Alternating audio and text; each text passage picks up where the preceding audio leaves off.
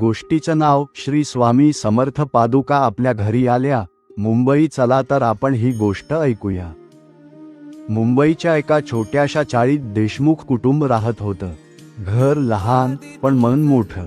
रोजच्या धावपळीत, कष्टात आणि समस्यांमध्येही त्या घरात एक गोष्ट कधीच बदलली नाही, श्री स्वामी समर्थांवरील अढळ विश्वास.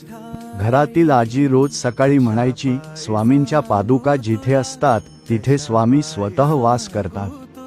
एक दिवस अचानक त्यांच्या नातेवाईकांकडून निरोप आला, अक्कलकोटहून स्वामींच्या पादुका मुंबईत येणार आहेत आणि त्या काही काळ तुमच्या घरी ठेवायच्या आहेत. क्षणभर सगळे स्तब्ध झाले. आनंद, कृतज्ञता आणि थोडीशी भीती. आपण त्या कृपेच्या लायकीचे आहोत का? पादुका ज्या दिवशी घरी आल्या त्या दिवशी घराचं वातावरणच बदललं. असं वाटलं स्वामी स्वतः त्या छोट्याशा घरात पावले ठेवून आले आहेत. त्या दिवसामध्ये घरात विलक्षण शांतता होती. जे प्रश्न सुटत नव्हते ते आपोआप मार्गाला लागले. आजारी आजीचं आरोग्य सुधारू लागलं. घरातले वाद थांबले आणि सगळ्यात महत्त्वाचं, शेजारी पाजारी, ओळखीचे अनोळखी लोक पादुकांच्या दर्शनासाठी येऊ लागले. कोणी अश्रूंनी, कोणी प्रार्थनेनं, कोणी फक्त शांतपणे बसून.